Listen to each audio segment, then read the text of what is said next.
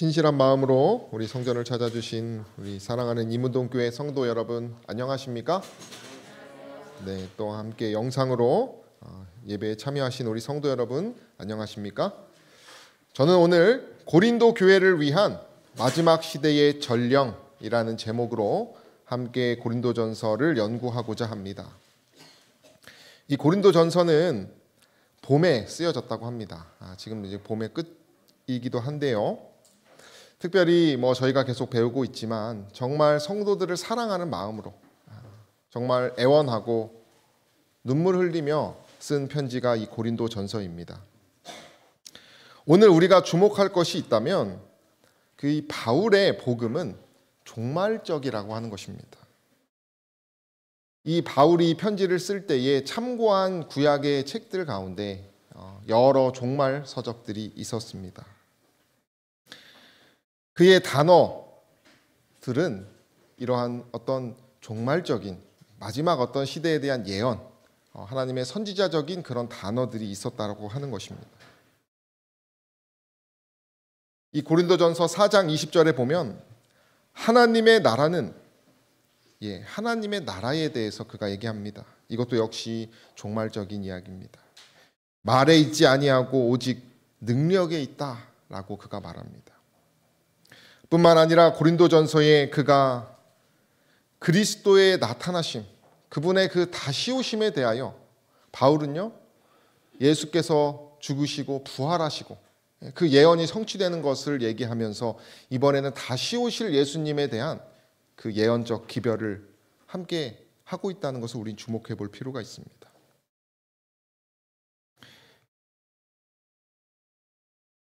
영감의 글에 보면 다음과 같이 이야기합니다. 바울은 함께 읽어주시면 감사하겠습니다. 바울은 그는 약속된 메시아의 성품과 사업 그리고 그분께서 세상에서 받으실 대접에 관한 선지자들의 증언을 읽은 후 이 모든 예언이 나사렛 예수의 생애와 봉사와 죽음에서 성취되었다는 사실을 나타내었다. 그는 그리스도와 이 종말적인 개념을 연결하여서 그들에게 편지를 쓰고 설교를 하였습니다. 결국 그분의 어떤 이야기를 통하여 그분의 계시를 통하여 그가 얘기를 한 것인데요. 그가 이 어떤 종말적인 구약을 봤던 것 중에 하나는 이사야서입니다. 이사야서에 보면 다음과 같이 이야기합니다. 때가 이르면 열방과 열족을 모으리니 그들이 와서 나의 영광을 볼 것이며. 여러분, 여기 열방과 열족이 누구를 말하는 것입니까? 이방인들을 말하는 것입니다. 나의 영광을 보지도 못한 먼 섬들로 보내리니 그들이 나의 영광을 열방에 전파한다. 이런 얘기가 이사야에서는 기록되어 있습니다. 이것이 이사야의 묵시의 예언입니다. 묵시적 예언입니다. 그들 중에서 하나님께서 택하여 하나님의 영광을 드러내는 일에 쓰겠다라고 하는 이 이사야의 예언의 말씀을 바울이 그 개념과 함께 편지를 쓴 것입니다. 이 바울의 삶을 이렇게 예수 그리스도의 삶하고 이렇게 조망해 보면요, 거의 비슷하다고 합니다. 근데 차이가 하나 있다면 바울은 그 죽고 어떤 죽음의 순간 이런 것에서 자신을 변호하고 증명하고 어떤 그것에 대해서 이제 말을 이렇게 변호를 했다면 예수께서는 그냥 죽음으로써 그것을 끝내셨다고 합니다. 왜 바울이 그것을 해야 한다면 이 예언의 말씀에 따라서 이방 그 모든 땅끝까지 복음이 전해져야 하는 예언적인 책임이 있었기 때문에 바울이 그렇게 했던 것입니다. 그래서 이 바울은 이 종말의 전령이라 이런 표현을 신학자들이 썼습니다. 그는 이적과 표징을 언급하기도 하면서 로마서에요. 저는 이것을 보면서 우리가 이 마지막 때의 이적과 징조, 어떤 재림의 징조들을 보면서 우리가 때때로 이 말세라는 생각을 하는 것처럼 바울 역시도 그러한 징조를 보면서 이 종말에 대해서 얘기했다라고 하는 것입니다. 그리고 우리가 재림교인으로서의 정체성, 우리의 정체성이 무엇입니까? 재림 기별을 전하는 것입니다. 복음을 땅끝까지 전하는 것에 있습니다. 그리스도의 다시 오심을 성취시키는 일을 하는 것이 우리 재림교회의 아주 중요한 정체성입니다. 참된 예배를 회복하는 것. 우리들의 종말적인 역할과 맞물리는 것이 이 바울의 사역이었다라고 하는 것입니다. 바울은 종말적인 마지막 때의 전령의 역할을 하면서 점점 더 예언의 성취가 예수께서 약속되시고 부활하시고 다시 오실 것이고 그 오는 과정 속에 있어서의 능력들을 그의 삶으로, 그는 메시지만 전한 것이 아니라 그의 삶으로도 마지막 전령이라고 하는 것을 증명하고 살았다는 것입니다. 바울에 대하여 로마서는 이렇게 얘기합니다. 그로 말미암아 우리가 은혜와 사도의 직분을 받아 그 이름을 위하여 모든 이방인 중에서 믿어 순종케 하나니. 그 마지막 때를 얘기하면서요.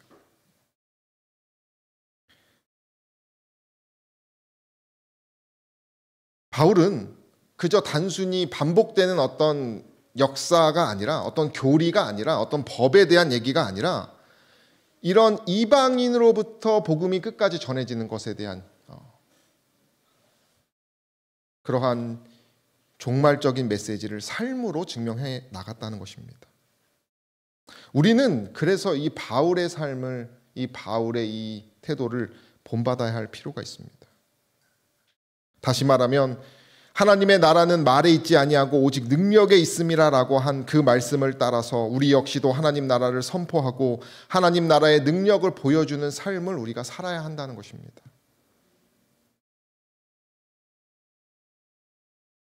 영광을 드러내는 삶입니다. 계시를, 여기 보면 로마서에 보면 비밀의 계시를 쫓아 예언을 쫓는 것입니다. 약속을 쫓아가는 것입니다. 그분의 다시 오신다는 약속을 쫓아 복음을 전하는 것. 각시대의 대쟁투는 사도행적은 이렇게 얘기합니다. 읽어주시면 감사하겠습니다. 고린도의 회당에서 모세와 선지자들의 기록을 들어가며 그의 청중들을 약속된 메시아의 강림으로 향하도록 설교하는 사도를 바라보라.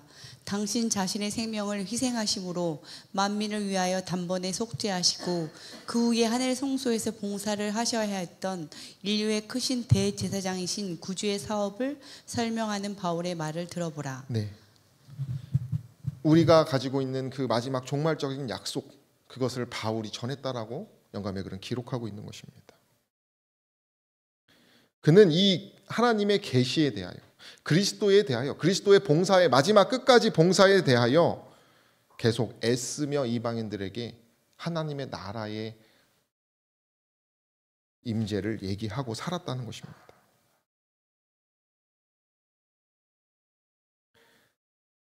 그러한 종말적인 생각을 가지고 신뢰하는 마음으로 바울이 이런 사명을 다하여 땅 끝까지 구원하려고 하는 그 빛을 전하였습니다. 그러면 마지막 시대의 전령으로서 그의 그 고린도 교회를 향한 그의 메시지의 교훈이 무엇일까? 제가 여러 책들을 보면서 묵상을 해보았습니다. 그리고 우리 교회에 정말 필요한 것이 무엇일까? 고민을 하면서 두 가지로 생각해 보았는데요. 바울이 이사야에 보면 다시 묵시적인 하나님의 약속에 대하여 한 가지 포인트를 그가 찾은 것 같습니다. 여기 보시면 이스라엘의 구속자, 이스라엘의 거룩자이신 여호와께서 사람에게 멸시를 당하는 자, 백성에게 미움을 받는 자, 관원들에게 종이 된 자. 이사야에는 이런 예언이 기록되어 있습니다. 그런 자에게 이르시되 너를 보고 열왕이 일어서며 방백들이 뭐합니까? 경배합니다. 왜 그렇습니까? 하나님께서 택하셔서 그를 사용하시기 때문에. 여호와께서 또 가라사대 은혜의 때에 내가 내게 응답하였고 구원의 날에 내가 너를 도왔도다. 내가 장차 너를 보호하여 너로 백성의 언약을 삼으며 나라를 일으켜 그들로 황무하였던 땅을 기업으로 상속케 하리라. 그 하나님의 나라의 상속받는 내용을 기록하면서 이사야서는 멸시를 당하고 미움을 받고 관원들에게 종 노릇하는 것에 대하여 이야기를 합니다. 이것은 우리 그리스도의 고난을 생각하게 합니다. 빌립보서에 바울이 쓴 그 빌립보서에 보면 십자가에서 죽으시는 그분의 고난에 대하여 너무나 잘 기록하고 있습니다. 다시 말하면 바울에게서는요, 이 고난이라는 것이 종말적인 영광을 이루는 수단으로서 그는 신뢰하고 살았던 것입니다. 그에게서 고난은 자신의 재산과 같은 것이었습니다.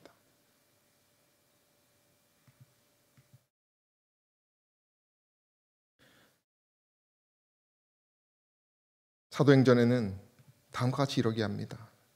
주께서 가라사대 가라. 이 사람은 내 이름을 이방인과 임금들과 이스라엘 자손들 앞에 전하기 위하여 택한 나의 그릇이라.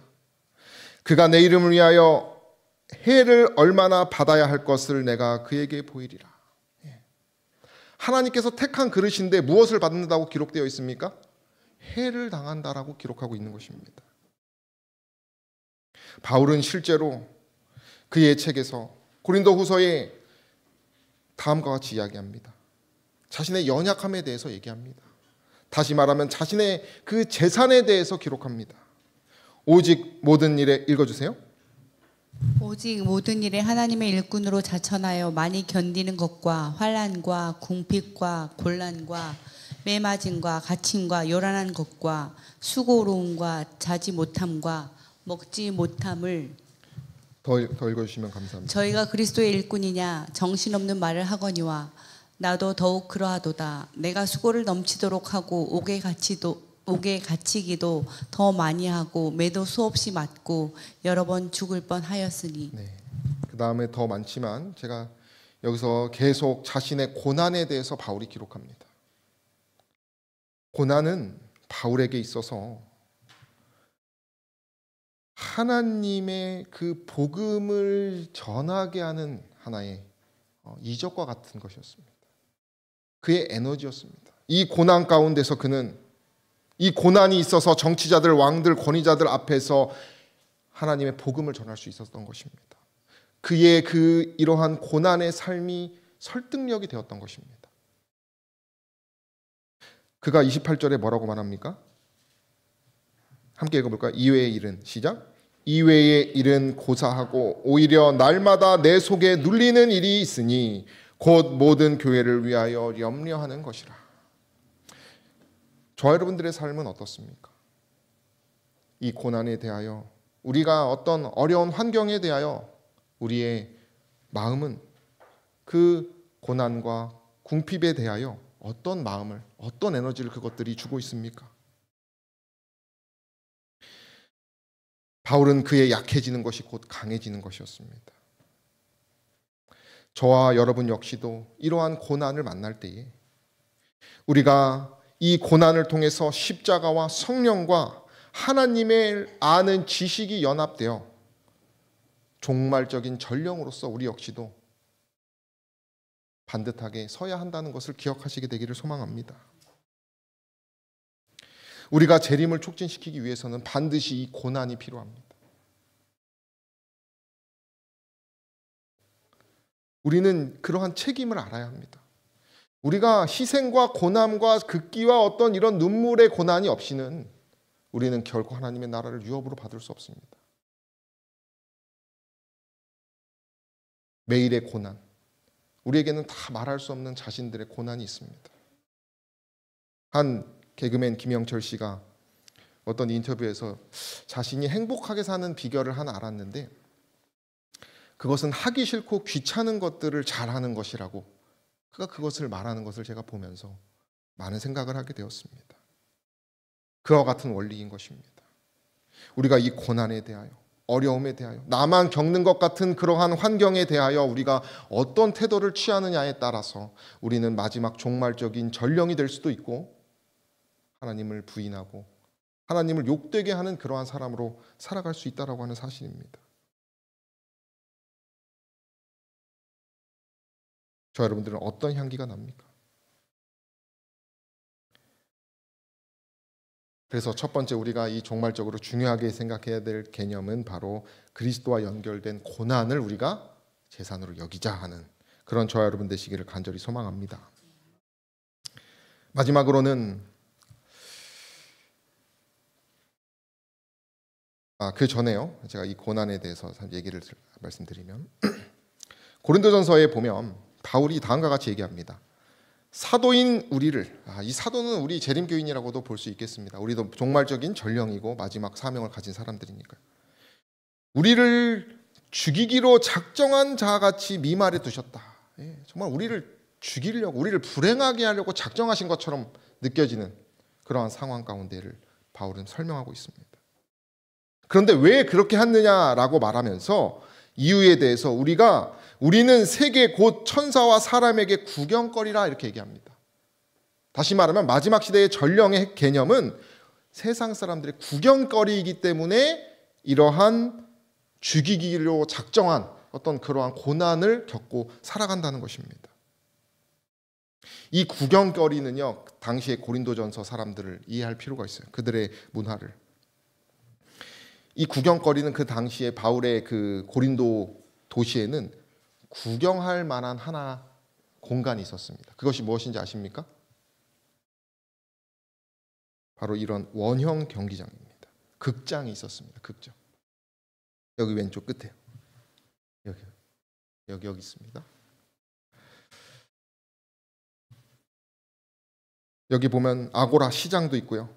이 성전도 있었지만 이 성전에는 매춘부들이 아주 많았습니다. 그러니까 신앙하기 너무, 그리고 바로 옆에는 뭐가 있습니까? 구경할 만한 것이 있습니다. 그러니까 여기서는 신앙한다는 것이 이 도시에서는 참으로 어려운 것입니다. 시장이 있고요, 매춘부들이 있고요, 즐길 것들이 있고요, 또 스포츠가 있고요. 이런 가운데서 예배를 드린다는 것, 거룩하게 예배 드린다는 것이 쉬운 일이 아니었습니다. 그러나 분명히 바울은 얘기합니다. 항상 우리를 그리스도 안에서 이기게 하시고 우리를 그리스도를 아는 냄새라고 표현합니다. 우리의 그리스도의 향기를 얘기하는 것입니다. 고난 가운데서 이러한 어려움, 우리가 하나님을 만나기 참으로 어려울 것 같은 그러한 여러 고난들 가운데서 우리는 하나님 앞에서 항상 향기 나는 그러한 삶으로 살아가야 한다는 것을 얘기하는 것입니다. 이 구경거리는 세아트론이라는 표현입니다. 헬라어로.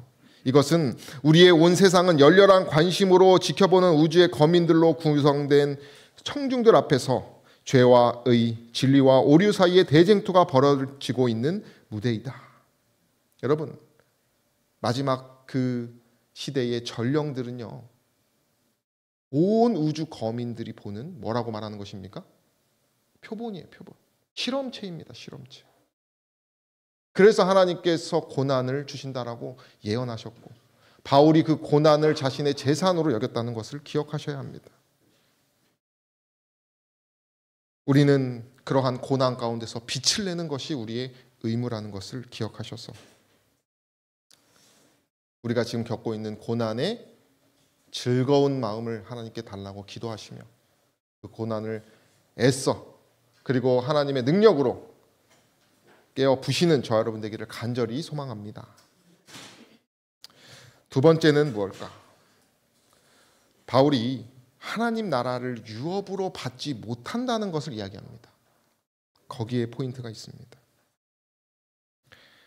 이 고린도 이 지역은 가장 크게 두 가지가 가장 큰 문제였다고 합니다. 하나는 우상 숭배입니다. 골로새서 3장 5절에 이 우상 숭배는 탐심이라 이렇게 얘기합니다. 탐심. 또 하나는 무엇이었을까요? 제가 매춘부 얘기를 했는데 성적 부도덕입니다. 그것에 대해서 기록하면서 그런 자는, 그것에서 자신을 이겨내지 못하는 자는 하나님의 나라를 유업으로 받지 못할 것을 바울은 경고합니다. 여러분, 이 우상 숭배라고 하는 것이요, 탐심이라고 했죠. 근데 이 돈을 좋아하는 마음이 이 성경에 보면 결국 성적인 것과 항상 같이 간다고 합니다.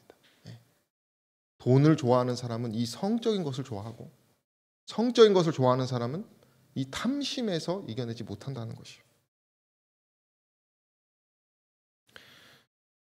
다시 이사야에서의 그 예언을 돌아가면 바울이 제사장과 레위인, 이 성소에서 봉사하는 이야기를 합니다.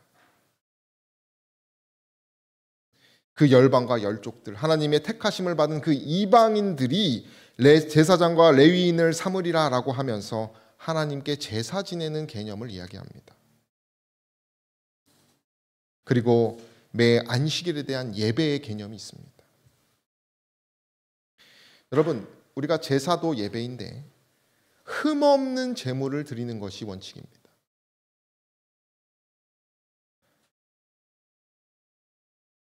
로마서 15장 16절은 이 흠없는 제물에 대한 아주 깊은 개념을 바울이 이야기합니다. 바울은 성결된 제물로서 하나님께 예배드려야 하는 개념을 종말적인 그 사상에서 가지고 와서 그들에게 전한다는 사실입니다. 그런 비전을 제시하신 것입니다. 저와 여러분들도 마찬가지라는 것입니다.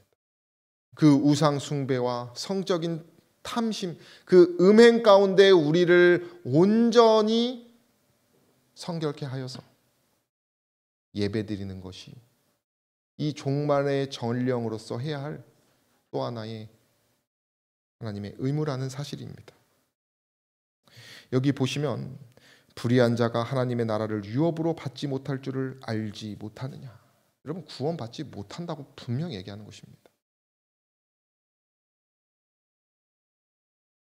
음란하는 자, 우상 숭배하는 자, 간음하는 자, 탐색하는 자, 남색하는 자,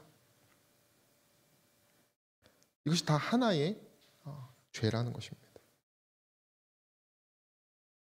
고린도 교회에서는 그 동성애도 역시 그 이방인들에게서는 그 동성애가 꼭 있었어요. 영감의 글은 이렇게 얘기합니다. 읽어주시면 감사하겠습니다. 고린도 교회에 보낸 사도의 경고의 말은 각 시대에 모두 적용되나 특히 우리 시대에 적용된다.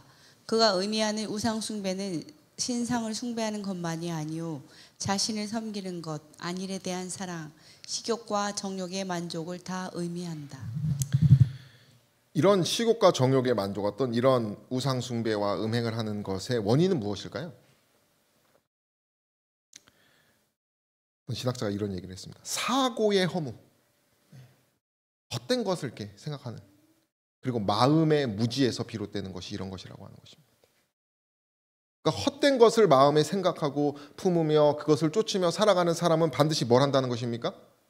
이런 우상 숭배와 음행, 탐욕을 겪으면서 예배드릴 수밖에 없다는 것입니다.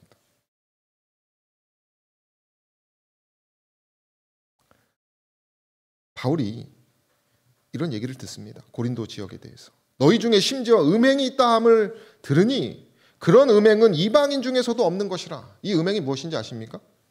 근친상간입니다. 오늘날 근친상간하는 교인들 없죠. 근데 왜 여기서 근친상간 얘기를 했을까요? 여기 음행을 처음 다룬 단어가 중요하다고 말씀드렸잖아요. 예. 여기 있는 포르네아, 오늘날 이렇게 포르노 이런 것을 생각할 수 있겠습니다.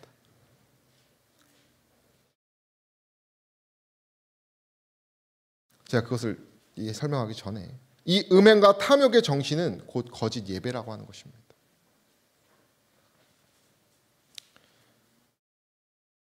우리가 이 음행에 대해서 이 당시를 생각해 보면 이 당시에는 아내가 여자가 남자하고 결혼을 하게 되면 여자 쪽에서 돈을 이렇게 가지고 왔다고 합니다. 근데 이 부부가 사별을 하거나 이혼을 하면 다시 그 돈을 여자 쪽에서 가져가야 된다고 합니다. 다시 말하면 아버지하고 어머니가 있는데 어머니가 이제 생명을 잃고 돌아가시면 어머니가 아버지를 향해서 가져온 집들, 재산들을 다시 어머니 쪽으로 가야 되는 것이에요. 그럼 그것을 막으려면 어떻게 해야 되냐? 자녀가 그러니까 아버지가 자녀가 결혼을 하는 것입니다. 그런 식으로 이해되시죠? 그래서 그런 어떤 근친상간의 죄에 대해서 얘기를 한다고 하는 것입니다. 그러니까 그 쉽게 말하면 법을 악용해서 뭐를 얻으려고 하는 것입니까? 돈을 얻으려고. 그 재물에서 그 고린도 지역은 탐심과 그런 자랑이 많은 곳이었기 때문에 내가 한강 뒤에서 사는데 그걸 잃어버릴 처지에 있는 것이에요. 그럼 어떻게 해야 되겠습니까? 어떻게든 찾으려고 하는 것처럼 그들이 그러한 성적으로 뿐만 아니라 매춘부들의 근데 그런 어떤 근친상간의 죄는 이방인들도 잘 꺼렸다는 것입니다. 그러니까 그걸 누가 하고 있다는 것이에요? 교회 안에 그리스도인이라고 하는 사람들이 그 탐욕의 정신을 더 벗어버려야 할 그런 교인들이.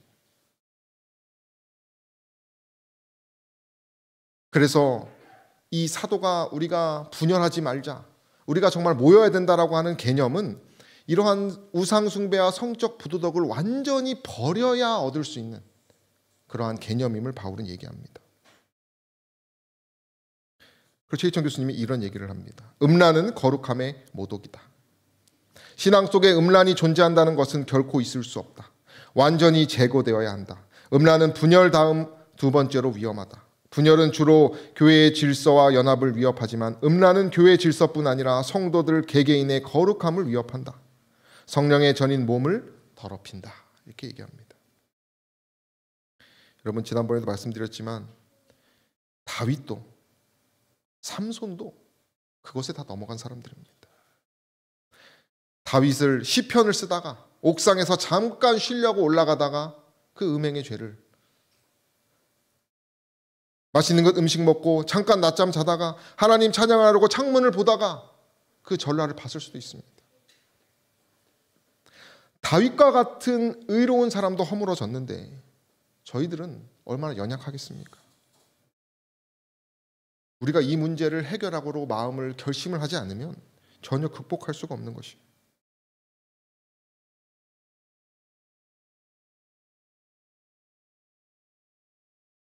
바울이 그래서 누룩에 대한 얘기를 합니다. 누룩. 여러분 누룩이 무엇입니까?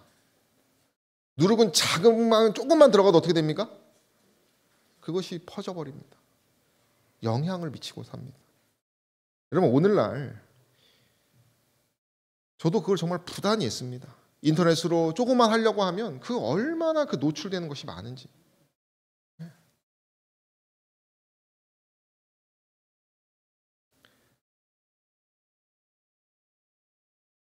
고린도 교인들 중에 일어난 보다 중대한 죄악 중에는 이 교회의 많은 저급한 풍습으로 돌아가는 일이 있었다. 전에 회개했던 한 사람은 그의 음란한 행위가 이교 세계에서 유지되고 있던 저급한 표준의 도덕성까지도 깨뜨릴 만큼 크게 배교하였다.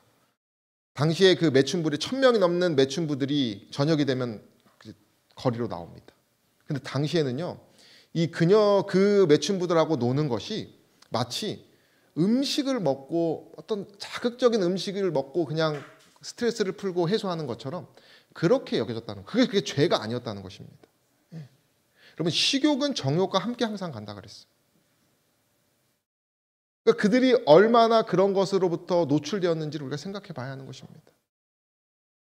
그러니까 단순히 매춘부하고 하룻밤을 자고 스트레스를 푸는 오늘날 세상 사람들처럼 그런 것에 노출되어 있지만 그런 것을 버리려고 하지도 않고 그것이 하나님으로부터 유업을 받지 못한다는 사실도 깨닫지 못하는 사람들이 너무 많았기 때문에 바울이 그것을 강하게 얘기했다는 것입니다.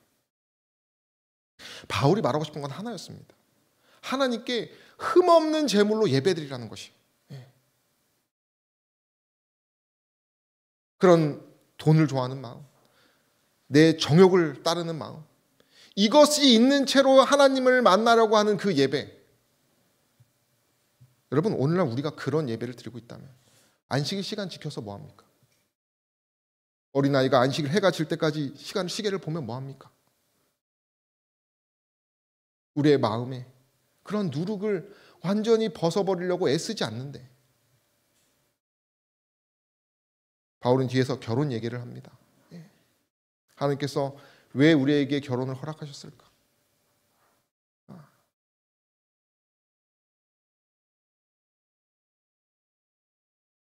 계시록에는 마지막 때에 이러한 기별이 있습니다. 개들과 술객들과 행음자들과 살인자들과 우상 숭배자들과 및 거짓말을 좋아하며 지혜는 자마다 성 밖에 있으리라. 여러분, 여기서 개라고 표현하는 것은 부끄러움을 모르는 사람들을 얘기합니다.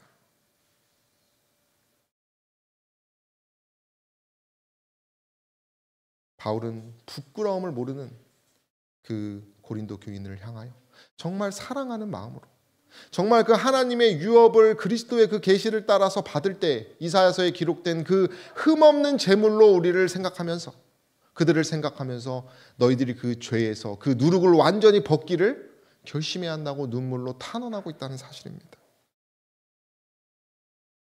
제가 병원에 있을 때 행정자 했던 그 은퇴하신 목사님이 자신이 그 젊은 시절 교회 얘기를 해주셨는데,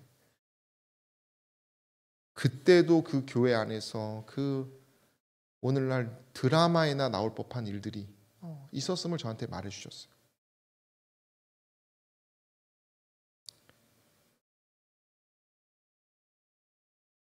오늘날 지도자라고 하는 사람들이 그러한 죄에서 넘어져서 미국에서도 그렇고 한국에서도 그렇고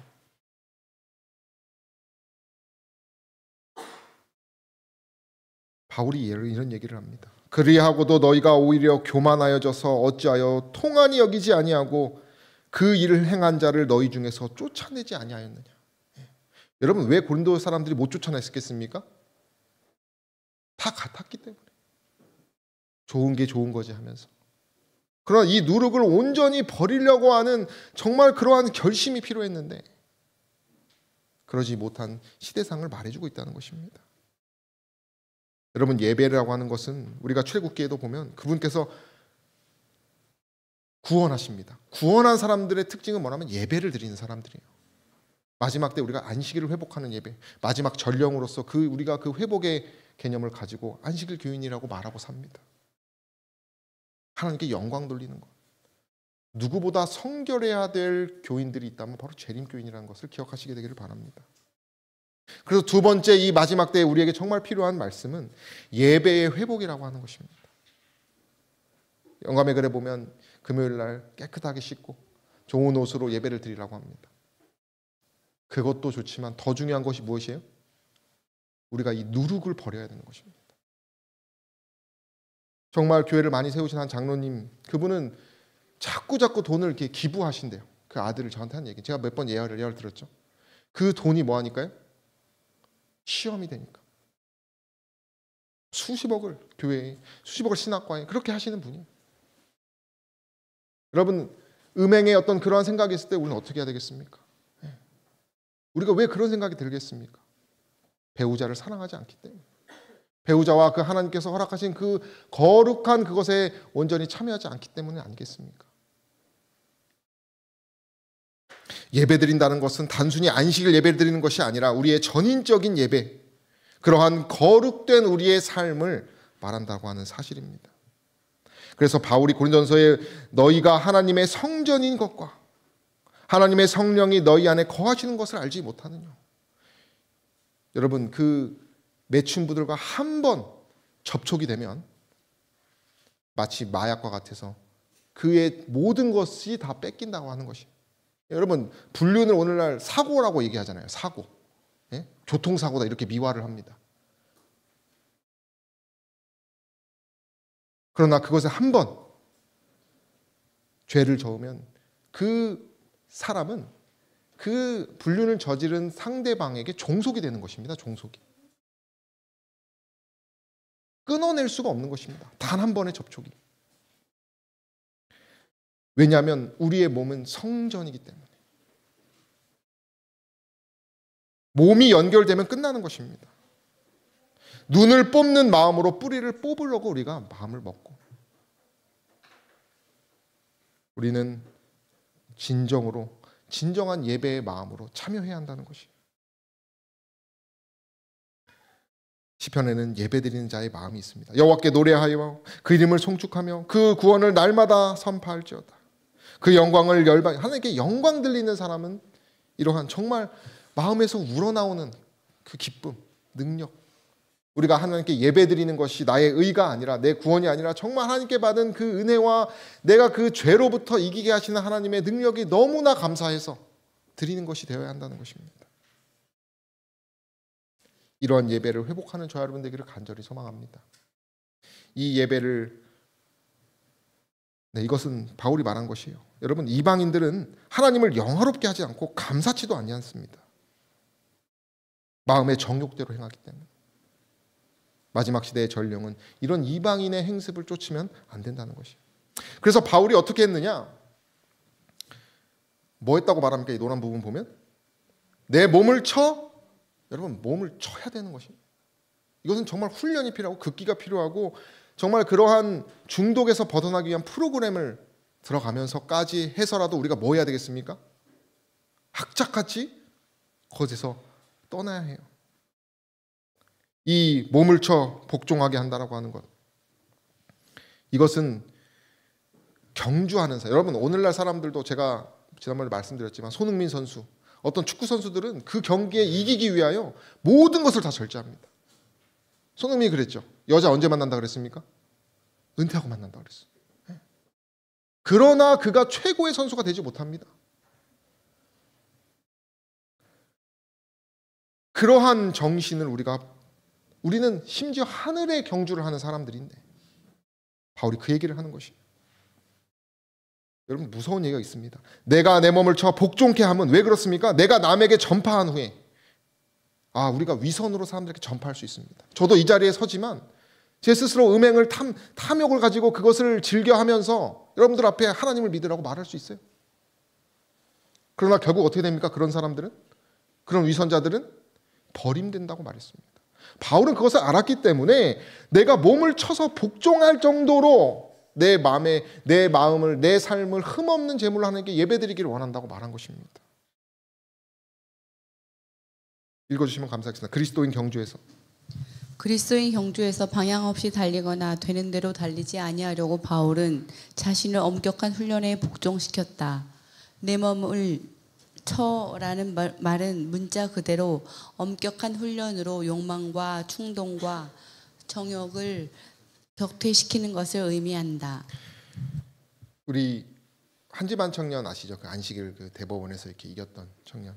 이 청년을 제가 이렇게 만나 우리 이제 다음 달에도 우리 청년들하고 한 비전 나눔으로 오기로 했는데, 이 청년이 그 안식일을 지키기 위하여 정말 피눈물을 흘리면서 그 일을 겪었잖아요. 그럼 그 청년의 삶은 항상 행복할까요?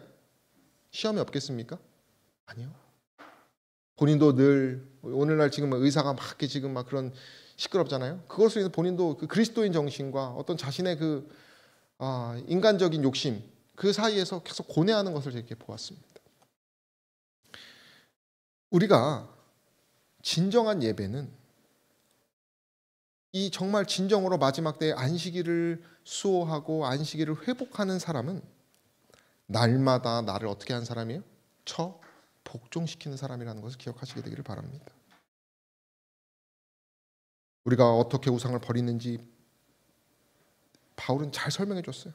우리를 건지시는 예수에게로 돌아가라고 그랬어요. 우상 숭배와 성적 부도덕은 예수께서 해결할 수밖에 없는, 우리가 날마다 투쟁하면서 그리스도로부터 우리가 온전히 연결될 때 생명이 지속한 되는 한 끝나지 않는다는 사실을 알았다. 여러분, 절대 끝나지 않습니다. 죽기 전까지. 그는 세속적 욕망이 영적 열심을 이기지 못하게 하기 위하여 엄격히 경계하고요. 그의 말과 행실과 정욕, 이 모든 것을 하나님의 어디에 지배 아래 두었습니까? 성령의 지배 아래. 정리하면 두 가지입니다. 첫 번째는 무엇입니까? 고난을 통한 그리스도의 향기가 나는 그런 우리의 삶을 살기를 우리가 결심하시게 되기를 바랍니다. 두 번째는 무엇입니까? 우리가 예배를 온전히 회복하게 되기를 바랍니다. 정말 이 거짓 예배, 우리의 삶의 거짓 예배를 완전히 버리시게 되기를 소망합니다. 그것의 비결은 감추어졌던 하나님의 그 만세로부터 감추어진 비밀, 그리스도라는 사실. 이 바울의 당시에 보면 이때는 카톡도 없고 핸드폰도 없습니다.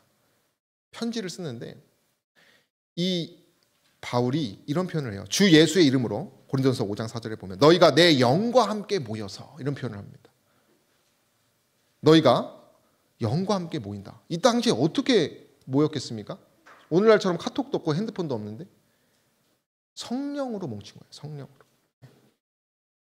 그 편지를 쓸 때 그는 정말 기도했고 정말 기도 말씀으로 그러한 마음으로 편지를 쓰고 그런 마음으로 기다렸던 고린도 교인들은 그 말씀을 받았다라고 했습니다. 저와 여러분들은 그러한 스피릿, 정말 그런 영적으로 연합되어 하나 되는 예배를 또 그러한 삶을 우리가 함께 나누게 되기를 간절히 소망합니다. 그런 저와 여러분 되기를 간절히 바라며 말씀을 마치겠습니다.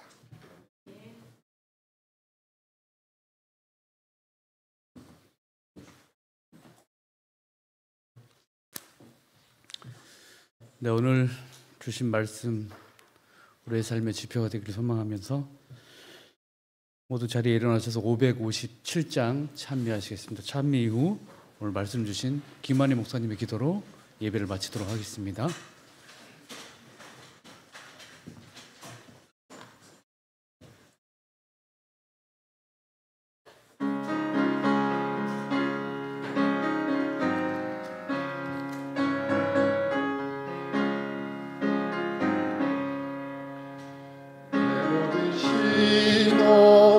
무거운 짐을 주 예수 앞에 아뢰이면 근심에 쌓인 날 돌아보사 내 근심 모두 맡으시네.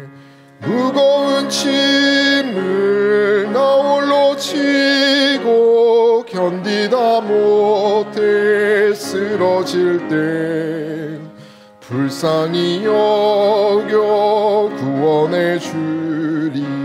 은혜의 주님 오직 예수.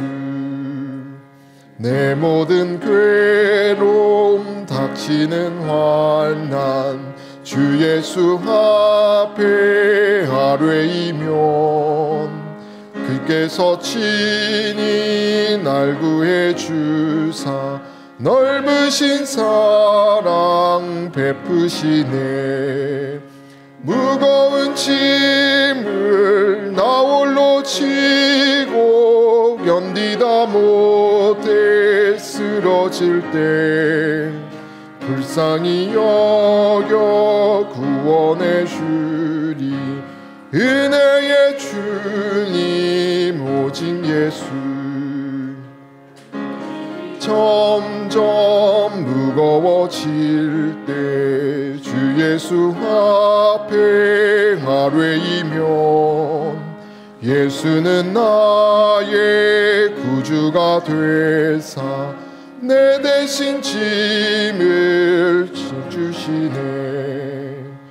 무거운 짐을 나 홀로 지고 견디다 못해 쓰러질 때 불쌍히 여겨 구원해 주리. 은혜의 주님 오직 예수. 마음의 시험 무거운 죄를 주 예수 앞에 아뢰이면 예수는 나의 능력이 되사 세상을 이길 힘 주시네. 무거운 짐을 나 홀로 지고 견디다 못해 쓰러질 때 불쌍히 여겨 구원해 주리. 은혜의 주님 오직 예수. 사랑이 무궁하셔서 저희에게 넉넉히 이길 성령과 그리스도의 계시를 부어주시는 우리들의 아버지 하나님, 오늘 저희가 마지막 시대를 살아가는 전령의 마음으로 고린도 교회를 위하여 헌신하고 자신의 의무를 다했던 바울의 이야기를 통하여 재림교인으로서 우리가 가져야 할 하나의 두 가지의 교훈을 배울 수 있도록 인도해 주시니 감사합니다. 죄의 권세와 우리가 하나님보다 나를 사랑하는 그 마음이 너무 커 보이지만, 그래서 그리스도께서 너무나 미련해 보이지만, 우리가 오늘 이 시간 다시 한번 믿음을 가지고 우리를 위하여 간구하고 계시는 그리스도를 바라보기를 원하오니 성령 하나님 저희에게 힘과 용기를 주셔서 저희가 온전히 하나님께 향기로운 제물로, 흠없는 제물로 예배드리며 우리의 삶이 그 고난 중에도 승리하고 넉넉히 이기는 그런 주님의 전령들 되기에 부족함 없을 수 있도록 축복하여 주시옵소서. 예수님의 이름으로 간절히 기도드립니다.